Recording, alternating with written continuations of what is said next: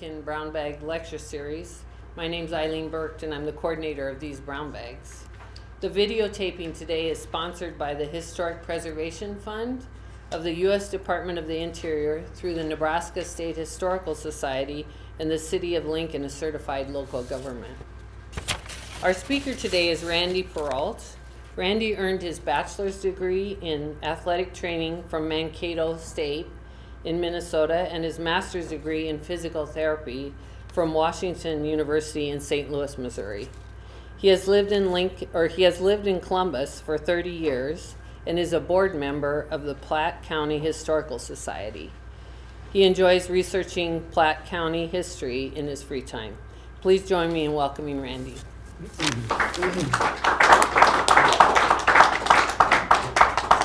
Well, thanks, Eileen, and thanks for the invitation.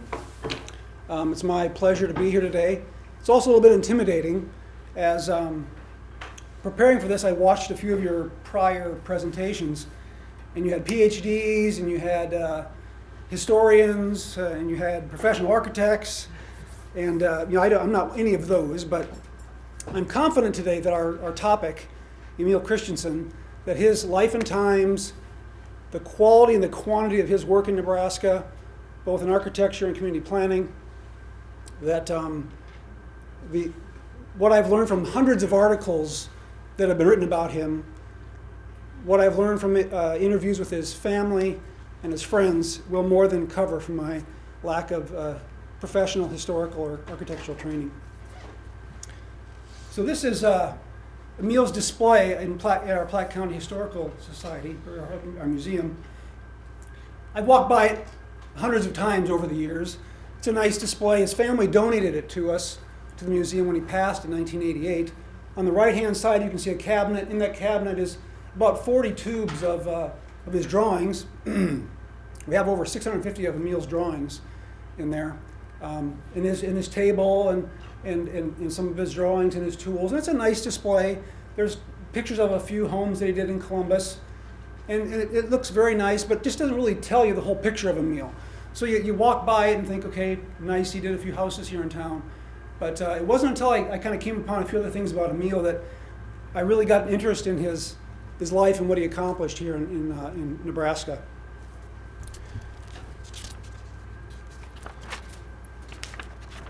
So just a few basic background information here on Emiel. He was born in 1895 near Herman, Nebraska in Washington County. At a very young age, his family moved to the Omaha Indian Reservation where they rented land. So I think this is somewhat important because it would have given Emiel, I think, exposure to Native American culture. I think something that probably was pretty unique at that time for someone 5 years old to be immersed in that. And I have a feeling that probably played some kind of role in his overall life and his overall attitude. His family eventually moved to Lyons. He graduated from high school in about 1913.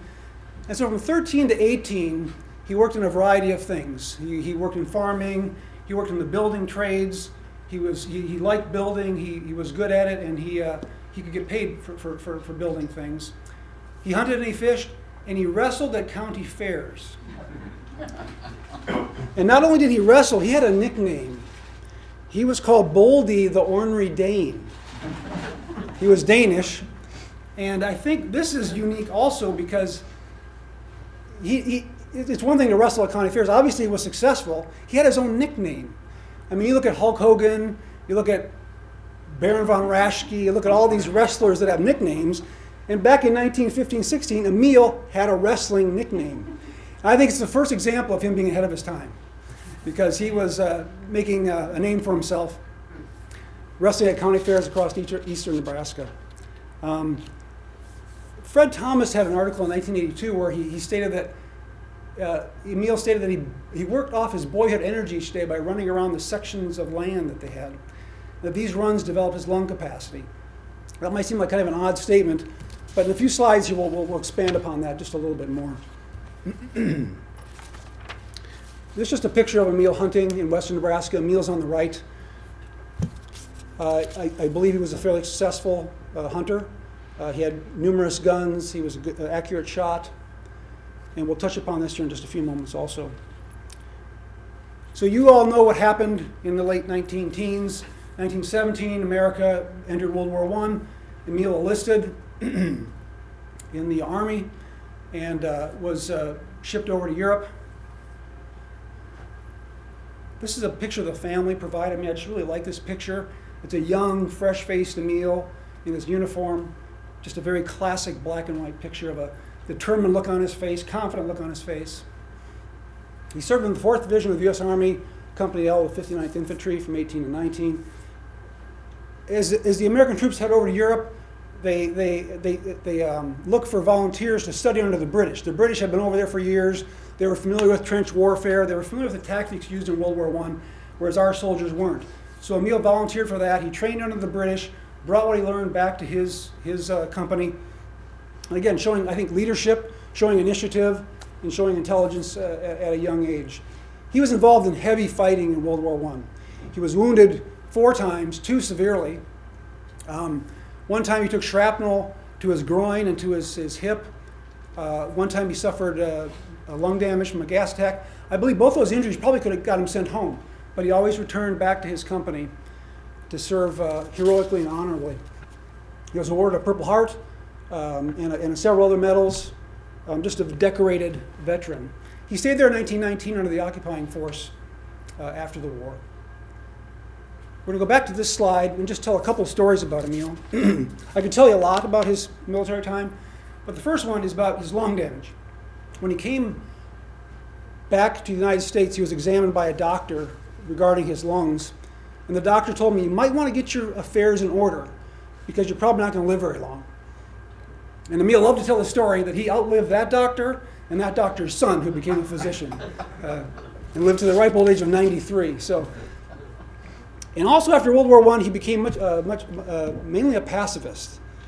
He never hunted again. He never picked up a gun again. His family kind of inherited all of his guns and took them. And I believe that World War I just had a significant effect on him. If you look at his work in community planning, I'm sure he witnessed a lot of death. He witnessed a lot of destruction of property. He said Verdun was so shot up by the time they got there, it wasn't even worth defending. So he saw communities, that were damaged. And he saw all this energy put into destroying things. I think that had a big effect on his architecture and his community planning later in life. This is another picture the family gave me. It's of his wedding in 1920. Again, just another classic photo. Emiel's got the bow tie, and he was kind of classic for bow ties, I believe. Just a little bit on his personal life. He married Clara Newmeyer in 1920. That's that picture you just saw.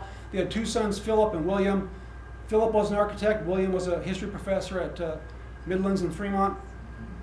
Both of them served in World War II, Philip in the Army and William in the Navy. His first wife, Clara, died in 1938, and then he remarried Mary Barney in 1962, and she passed in 1980.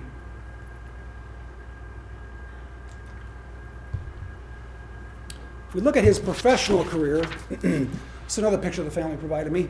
Got the goatee look going there. You can tell he's advancing in his development. He studied at Washington University in St. Louis from 1920 to 1924. He went to Washington University originally for a lung study. Due to the damage to his lungs, Washington University was doing some lung study on the soldiers that were exposed to gases. And while there, we don't know exactly how, but I'm sure he somehow got involved in the architecture program due to his prior experience in the building trades and just his enjoyment of the building trades. He didn't graduate.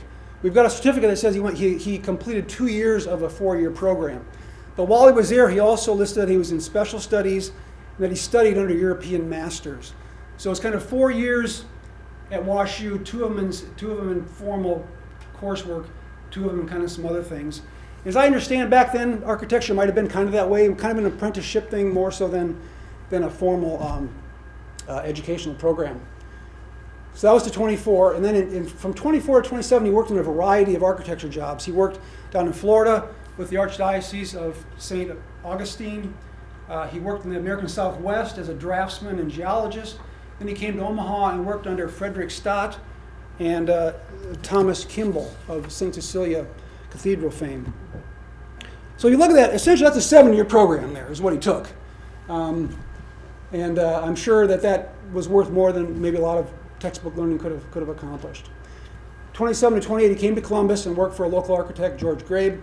George Grabe moved to Fremont, and Emiel took over his firm in 1929. So he's on his own in 1929.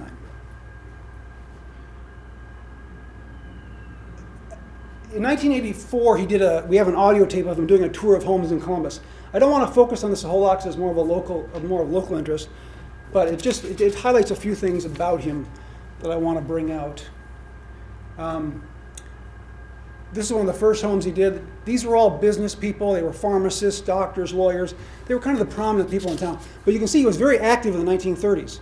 During the Depression, he was building homes all over the place, and most of them were to the professionals. I think he would call this a French colonial kind of style. This is kind of a French colonial Tudor. This one is a Pennsylvania Dutch colonial, he called it. This would be another kind of combination of Tudor. Emiel's thing was kind of, and I don't know if it's that uncommon in every town, but he liked that vestibule, that prominent vestibule with the circular door. So you'll see that in a lot of his early designs. This was the Miesler home. He was a pharmacist. What did he call this? A French provincial Alpine style. So maybe some of you know what that is, but I'll take his word for it. Another French provincial here, a physician in town. But you can see all these were in the early 1930s. We're going to skip by that one. I'm going to just focus on this one for a little bit. This is the Otto Walter home. It's one of the big prominent homes in Columbus, and it's a beautiful home. Otto Walter was an attorney, and he and his wife traveled extensively through the country and even internationally. So they had talked to Emiel about different ideas that they had about what they wanted in the house. And so Emiel did numerous drawings for him on paper, and they didn't like it, so he changed it. And after 6 months of this, Emiel was getting a little frustrated that they wouldn't commit to the project. So he and an associate decided to make a clay model of this house to give him a three-dimensional view. And he positioned it in his office in a way that as they walked into his office, they could kind of get a street-level view of it, because it was elevated up about this high. And once they saw it in three-dimensional, they decided to go for it. So he built this home in 1940. We have the model at the museum. I've got a picture of it here. It's 80 some years old. It's made out of clay. I was going to bring it, but I just thought it might be a little bit too fragile for the trip. So you guys will have to come up to Columbus and see it in person at the museum. But a beautiful, prominent home. Still looks wonderful, still well kept, well maintained, and kind of his signature house in Columbus. I want to touch on this home. This home was for William Curry. He was a prominent landowner and rancher in Nebraska. And they wanted a ranch-style home, but they wanted 2 stories. And I don't know, maybe this is a common thing that architects can do, but what Emiel did was, the front looks like a ranch home, but in the back, then he took that second story and kind of brought it out of the roof line there. So I thought that was kind of unique that he did for the Currys. And that's actually Emiel's home there, Cape Cod Colonial. And he did the one right next door to it also in the same style. So those were some of the prominent homes that he made. But Emiel was more than just about the prominent homes. We had a housing shortage in the 1930s in Columbus. And so a housing committee was developed to develop a model home. Through some New Deal programs, the FHA, they made mortgages a little bit easier to get. You didn't have to put so much down. You could extend the mortgage over a longer period of time. So it made houses a little more affordable to the common person.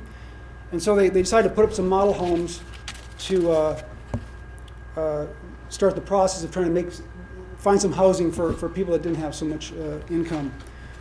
And so Emiel was chosen as the designer for these homes. And it lists the kind of the block that it was on. And so about a year ago, I just drove out to that block to see what I could find. And sure enough, there are 7 of these small French colonial homes on that block. I don't think that's just an accident. I think that Emiel probably did all 7 of them. They're all in the same style. It's a beautiful block. They're all well maintained. The houses still look perfect. They've got well-kept yards, and it's just a nice, unique area, I think, and a testament to him putting up model homes for those of meager means compared to some of the others in the community. Always looking to help out. 46, we had another housing shortage. We had World War II veterans coming back, and a lot of them were older. They didn't want to live with mom and dad. They might be married. They might have kids. And so in 46, Emiel was very important in starting a trailer community, some temporary housing for them.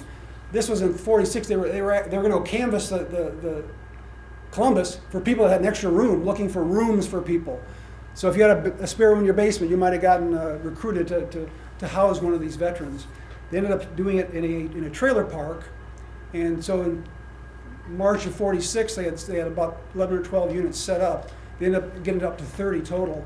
But for 2.5 years, they housed veterans. They gave them a place to live until the housing market could catch up. And Emiel was very important in that whole process. Just another example of him problem solving and making it possible for people to have a respectable place to live. We'll get into some of his other projects now outside of Columbus. One's the Oak Ballroom. This was built in 35 to 37. It was a WPA project that Emiel was chosen as the architect for. It was the WPA requirements for a building. It had to be made with local, inexpensive materials. It had to be the laborers had to be unskilled, so it was a way to get people working that were struggling during the 1930s. So they gathered oak trees from the surrounding Colfax and Butler counties. The stone is from a mill that had burned down in 1933, and it's kind of a landmark now. It's on the National Registry of Historic Places.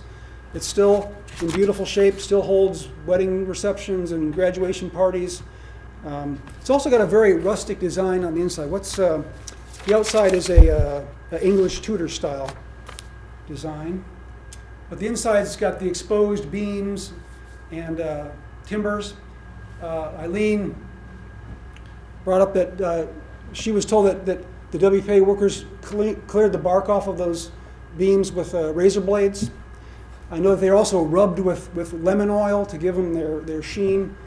So if you've got unskilled laborers, you might as well give them a razor blade and have them take off bark if they can't handle a hammer or other tools.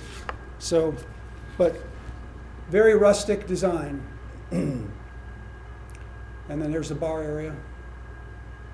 It's also got a large stone fireplace that I didn't get a picture of, but his second structure on the National Registry of Historic Places is the Isaac Walton cabin south of Columbus. The Isaac Walton League was growing in the 1930s. It's a conservation organization. They had finally got to the point where they could afford their own building. They purchased 9 acres of land south of Columbus, and they saw what Emiel was doing over in Schuyler with the Oak Ballroom. They liked that. They had him come and do their cabin, a little bit smaller project, but very similar in design. This one's made out of cottonwood, not oak trees like the Oak Ballroom. And it's got a very rustic interior, got a big fireplace. You can see the exposed timbers, the exposed beams on the inside. It's got a fireplace made from local rock from the Platte River. The Isaac Walton provided all the labor. They went and harvested all the trees. So again, this was done on a very, very small budget. But 80 years later, still standing. It did get flooded in 19, but they were able to repair all that damage. And it still functions as a gathering place for a variety of activities. So those are his two on the National Registry of Historic Places. This is his third kind of rustic design. This is the Eagle Springs Lodge up in Atkinson. He did this in 1972. And he did this for that William Curry. William Curry, who I showed the house earlier, he again had a bunch of land up there. He wanted kind of a hunting preserve, fishing preserve, so he had Emiel do a lodge for him up there. Same type of rustic design on the inside. You can see the railings on the outside there are just basically, you can still see the bark hanging from those limbs. Got a big fireplace that he made out of petrified wood that he found in the Niobrara River. And again, a very rustic design. Those are kind of his big three rustic designs that I think are some of his best. He also did other things. He did the Memorial Field in Columbus, 1947. Still stands today. SCOTUS and Columbus High still play games there. track meets. So that was Emiel's contribution to Columbus, outside of just residential homes and buildings. He did schools. This is the Christ Lutheran School. That was in the paper from 1949. This is what it looks like today. Been modified a bit, but that's still the same structure that Emiel designed in 49. He did the Humphrey Theater. He did the Silver Creek Library. He did the Indian Trails Golf Course in Beamer. So he just did a variety of things that I just find astounding. I mean, I think of architecture, I think of buildings, and he was way more than just buildings. He also did the local YMCA. He did Camp Luther in Colfax County. And just an amazing body of work. We're going to skip through this. He did our City Hall. That has since been, as most architects, you do lose a few buildings. This was recently raised, and we had a new community center put up in that same spot. So that was his from the 1930s also. He did a 4-H camp out at Nebraska National Forest near Halsey in 1963. This is what it looked like. You can see the fireplace with a plaque to Eugene Epley, who it was dedicated to. Here are some people that just standing in front of that plaque. I think it was October of 2022, there was a fire and burned that down. And that's what remains of the fireplace there. There are plans to redo something else in that spot now. So he's all over the state doing stuff. Incredible. I need a nap just talking about him, because it's hard to believe that he did all this at that period of time when he didn't have computers and cell phones and all those kinds of things. So in his display, we have a list of all these drawings that he did. They're not in chronological order, they're not in alphabetical order, but they do say where they're at. So I found 2 structures in Lincoln that were amongst his things, or his drawings. And they were, one was the Evangelical United Lutheran Church that he built in 1949. He did mainly the left-hand side of that. The right-hand side, I think, is a newer addition. Here's just his drawing of it on the right, and that's what it looks like on the left. And I think that's a pretty close match there. He was listed as the architect, so I'm pretty sure that Emiel did that one. He also did Our Savior's Lutheran Church in 1950. This has been modified, from what Gordon and I can tell, pretty extensively. The main entrance would have been on 40th Street here, and would have looked like this. The church provided us with this old picture, and that Emiel's drawing is on the right, and it again very closely matches what Emiel had planned, with a transom above the door. And that transom, this is Emiel's drawing, said Our Savior's Lutheran Church. And I think you can pretty kind of see that on the left-hand side. And then the 2 ends of the church have kind of been modified, but the middle, I think, is part of the original, and you can see that matches up well with Emiel's drawing of that elevation. And then there's just the cornerstone. So Gordon and I are pretty sure Emiel was involved in both of those churches. So community involvement is just extensive. I really don't want to spend a whole lot of time on this, but he did a lot. He was involved in many, many things, both in the community and in the state. If we look at his time at UNL, he was a professor from 49 to 67. He offered a night course that offered a blend of lectures and practical fieldwork. It was kind of an unconventional class at the time, but from what I understand, it was very popular. The kids were able to go out in teams to communities and talk to the community leaders, the street departments, retail people, and try to help solve some of the problems that they may have. So it was kind of a unique concept back then. I'm always trying to figure out, how do you get from Columbus architect to a UNL professor? And this is just my own kind of going through that. He had talked throughout the state in the 30s and 40s to communities about enriching their physical and cultural environment. So he was well known I'm sure to UNL people just through all the speaking that he did.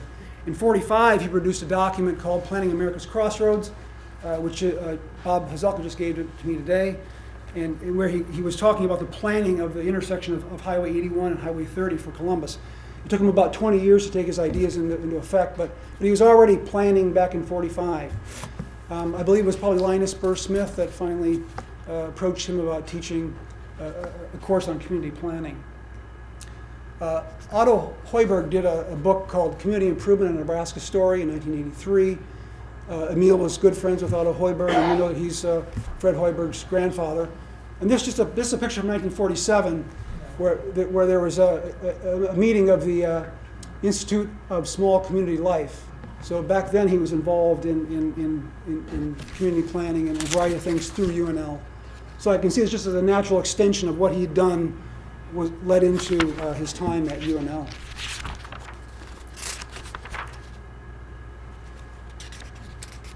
And this is from the Architecture of Nebraska pamphlet.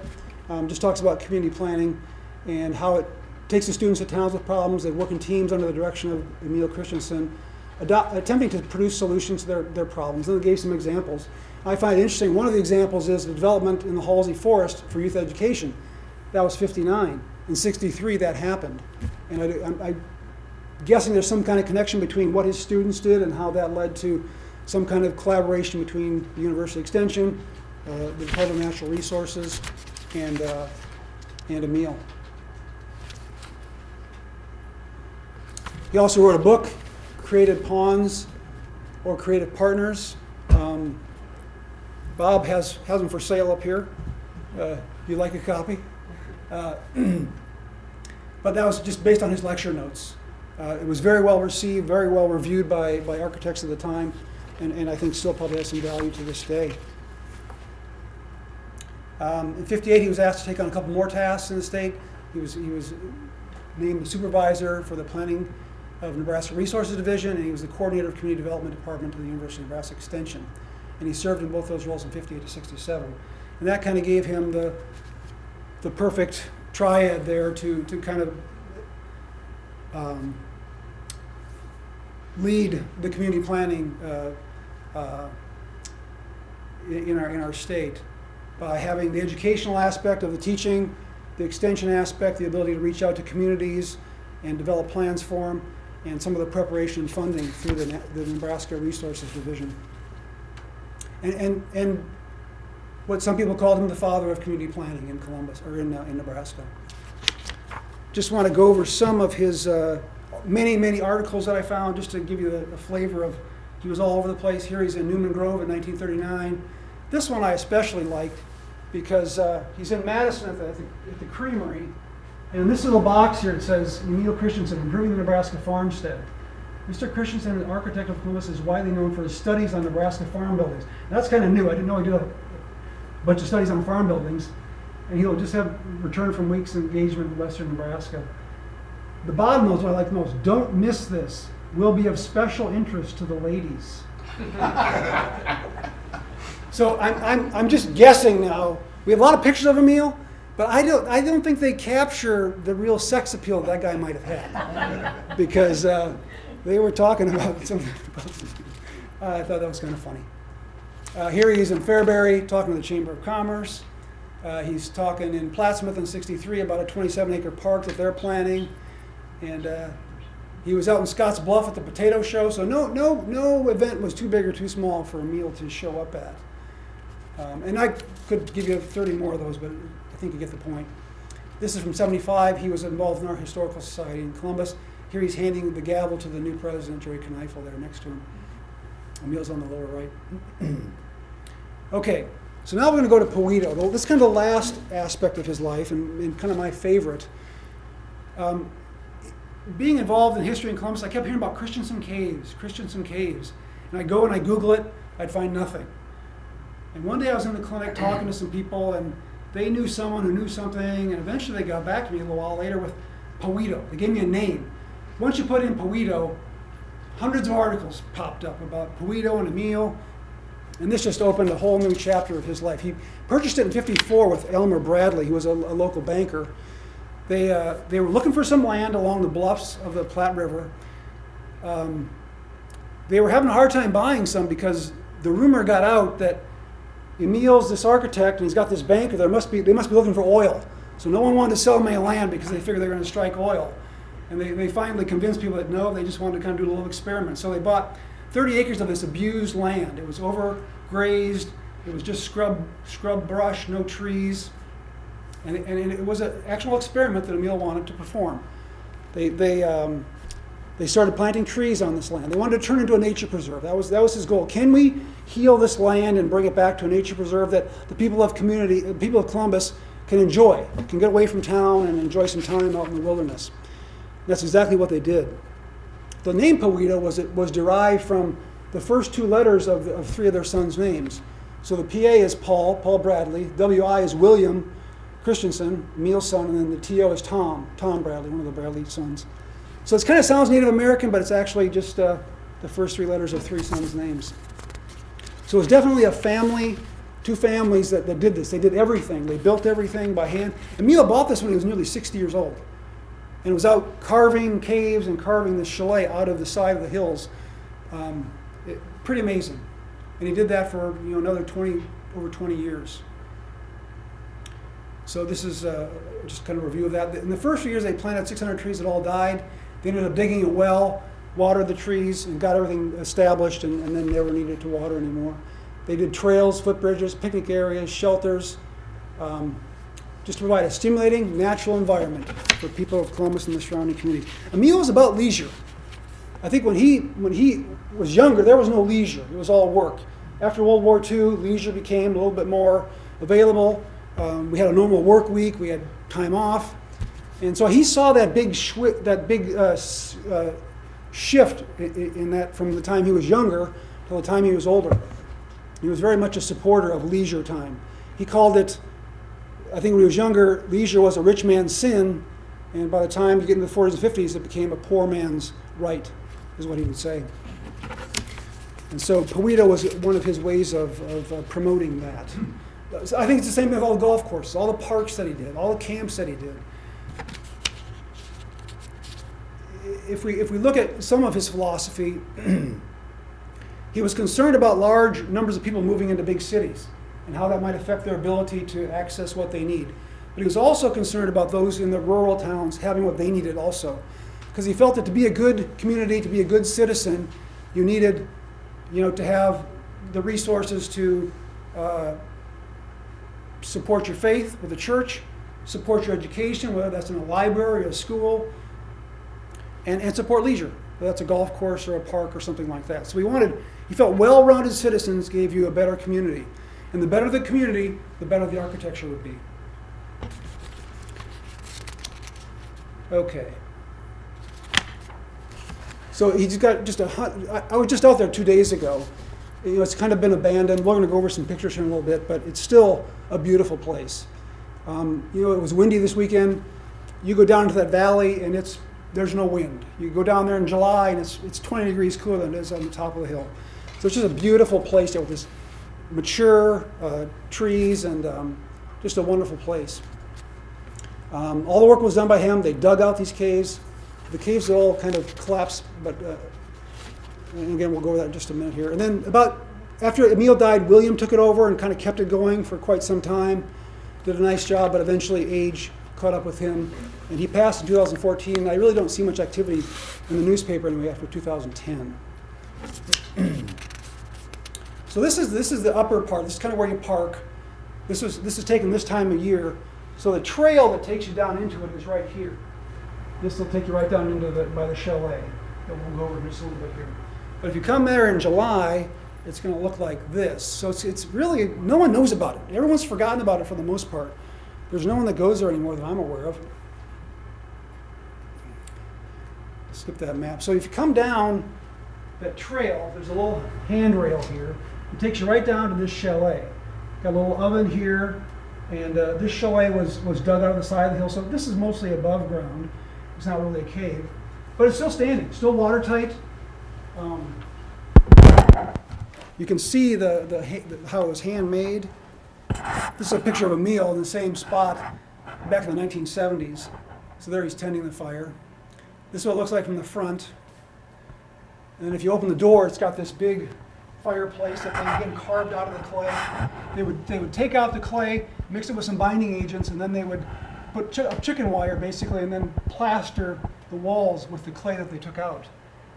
You can see the beams are, they didn't have razor blades I guess on these, but they're just the materials that he had.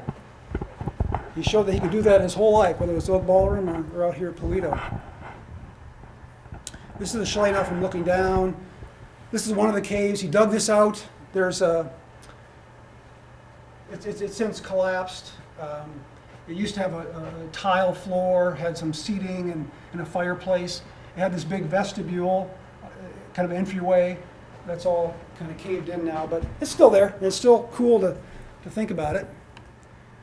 That's the top of it. You can kind of see how it's caving in there from above. This is time for a little commercial here. In the 1970s, I believe they did a couple shows called Ponderings on Emiel, on his, and on Perault. They brought in Orville Freeman, who used to be the Secretary of the Agriculture during the Kennedy and Johnson administrations. And it's 2 half-hour shows of them walking around Perault, talking about their philosophies on things, going in the caves, and it's very interesting. The family had 1 half-hour show, which they had it on an old beta tape. I was able to kind of watch that. The quality is starting to diminish, but still got an idea of what Emiel sounded like, how he talked, and walking around Perault. It's really a nice keepsake. So we're having a hard time finding this. I've contacted NET, contacted the State Historical Society. No one seems to know about Ponderings or where these 2 original tapes may be, or any copies. So I've got Bob working on it. Anyone else here who might have an idea of where we could find Ponderings would be greatly appreciated. So we can get it on a zip drive or something where we can get it digital, so we can share that. So that's my commercial on his TV show. Here's this to prove that it actually, was a NET production. And in Choice magazine from Nebraska Public Television, '76, they had a little article on the Ponderings reception held in Columbus. So it's Emiel, that's his second wife, Mary. That's Paul Bradley, the PA of Perault, and his wife. And that is Lee Rockwell from NET or Netchi TV.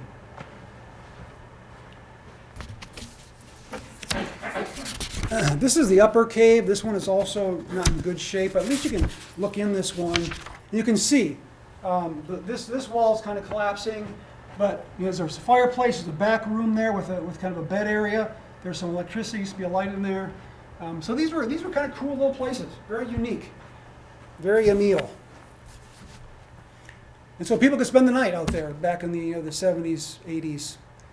This is a pump house for water. I like this because, again, it just shows that he's just using what he had. You've got just these tree trunks and tree limbs. Here you can see some of that the clay that he just kind of plastered onto the side of that. So it had these tree trunk frames and covered with plaster.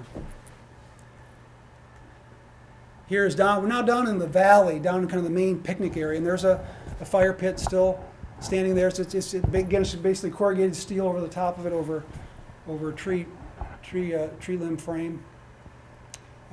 This is a little area that Emiel developed. Here's a picture of him sitting in it. And then, unfortunately, nature takes its time. That's what it looks like today. This is the main kind of floor valley here. So this is where the picnic tables were. You can see it swing. He's got some buildings for storage there. But still a very cool, peaceful, unique spot. And we can, I think, safely say his experiment succeeded. Now, Emiel wasn't big into awards, but he was given a couple awards that were of some significance. The Tau Sigma Delta, I believe that's an honor society for architects, gave him their silver medal. He was the first person from Nebraska to receive a silver medal from that organization, outstanding environmental design. He was also awarded the Distinguished Architect Award by the Nebraska Society of Architects in 1984. The Department of Economic Development called him a genius, labeled him a genius behind community improvement programs. He was called the father of community planning. And most communities in this state probably owe something to him, either directly or through students that he sent out into the state to do the things that they learned in his class. And we'll probably never realize the extent of that, but I think it's safe to say that Emiel left a big footprint. He was also nicknamed, he had Boldy, the ornery Dane, but he also was called the Guru and the Doyen by various colleagues and organizations for his work and his knowledge and his being ahead of his time and some of his thinking. Okay, I think that is the end of what I've got for you today. Went through that fast, I apologize, but there's a lot of stuff to cover, and I want to make sure that but we got as much of that done as possible. This is a picture I'm taking in 1978, and it's just one of my favorite pictures. It's down in his basement. It's just that black and white with the shadows, and he's got that look on his face. And I just like to end with that one because that's how I envision him anyway. So, thank you for your time and your attention. Hopefully that was somewhat enjoyable and educational. And I'll take any questions, yeah. Eileen? So is Perault open to the public? It is not. Okay. It's got gates on it now, and Bob Azelka actually had a key. And so you can climb over the gates. That's what I do. His grandson, Phil, lives in Schuyler, and Phil really has nothing to do with it. Not that he doesn't want to, but it's just he's got other things in life he's working on. So he's given me permission to go out there anytime I want to. So I used to have to climb over the gate. Now I can open it. And the Shelby Lumber, which is Shelby's about 4 miles away. Shelby Lumber has a key also. They're kind of the caretakers of it, but I think they use it mainly use it for deer hunting. It's only used now as Bill lets people hunt there once in a while, which sort of is ironic in that Emiel quit hunting. Yeah. But, yeah. And there's some evidence of deer hunting, but nothing that's really going on actively. All the deer stands are kind of breaking down. Don and I went there, about 8 years ago? Question two? And it hadn't deteriorated much more than this. So Phil is the owner, his grandson, Yeah. Phil? Is he motivated at all to do more with it? It seems like a shame to have It does. falling over. I don't think that he is, and I don't think it's that he's opposed to it. Not like he doesn't want to claim it or anything, but I think he's just got, again, he said he's got 240 acres near Bellwood, and that's kind of his paradise. So this is kind of Emiel's paradise. He's got his own paradise, so he focuses more of his time there. We kind of toss around some ideas on maybe approaching him about doing some things out there, getting the Boy Scouts involved to clean it up a little bit or something. Yeah. First of all, did Emiel develop any drawings of Perault? Number one. Number two, how many buildings were there at one point, and how many acres is the total site once again? It's 30 acres. Building-wise, I wouldn't include the two caves, the chalet, and then there's 2 storage buildings that are just basic, just basic storage buildings. So there's really no big structures out there. No. There are, there's a 30-page document that he did on it in 1969 that one of those drawings was from. So he drew various aspects of these shelters, of the chalet, of some of the trail system. He drew several hand-drawn maps of the trail system. But that's, we don't have any architectural drawings, true architectural drawings of the chalet. Apparently, Bob said it was a wedding present to his second wife in 1962, the chalet was. Yeah, there's a little pasture up above it that wasn't part of the first purchase. And when he married Mary, his second wife, for the honeymoon, he built the chalet, and it's for her. So it technically is not, he always made a point of this. He said it's not part of Perault that Gottschalk or the Bradley and he put together. It's separate. So he prided himself that was solely his ownership. Yes.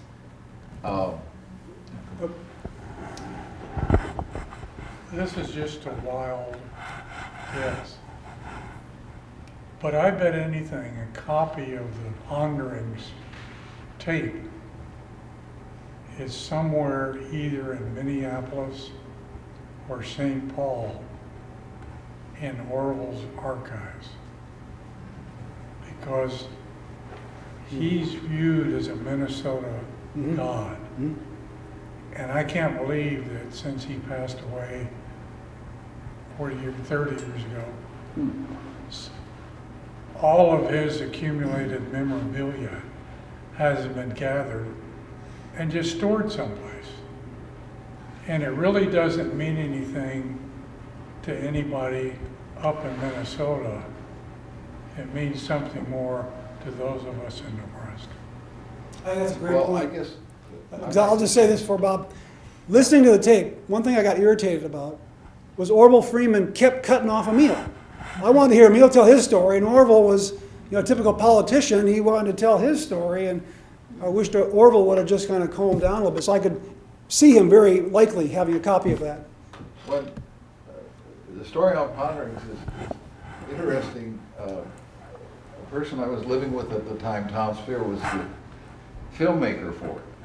And we thought it was a natural for ETV to do, but ETV didn't think it was a natural. I suggest we tell him that Emiel was the son of Marie Sandos and, what's his name? Roscoe Pound? No, Neihart. Oh, Yeah. he was the illegitimate son. I mean, because that's what they were into at the time. He didn't do that. But then there was a section of ETV called Netchi, which was an educational section, and they did a lot of educational films. And another somewhat known in Nebraska named Patrick Horsborough provided money to bring, we decided if we could bring a person of note, they might do the film. So he knew Orville Freeman real well, and Orville came here at the expense of the environmental to be part of the thing. And about the same time, Netchi also thought this sounded interesting. So that was the genesis. But while we were filming, the film crew kept saying, "Who's that guy with Emiel?" So I wouldn't disagree completely with Don, but I doubt it's there because it was not a major point of Orville's life. He came here sort of as a thing to get. The filmmaker who did it, Tom Spear, was my partner for a while, and he just died. And so I'm hoping through his thing we can find it. Going to ETV, or what's it called now, Nebraska Pony, is like searching, in someone's old closet. They have no record of it. And I've sent them stuff to prove they did it, from when they reported. The flyer is one they produced. So we'll find two of them eventually. I I hope have so. two, but I can't find them. I gave them to someone. Did you work in? Yeah. Yeah, well, I checked that. Yeah. Which club? The reason I'm suggesting the Orville Freeman archive route is that he was an inveterate, egocentric politician. So I can't believe he would have passed up the opportunity to glom onto a copy of the recording and stash it someplace for the future. I think that's a legitimate avenue to pursue. Yeah, there you go. Okay, well, thanks for your attendance. Thank you. Yeah.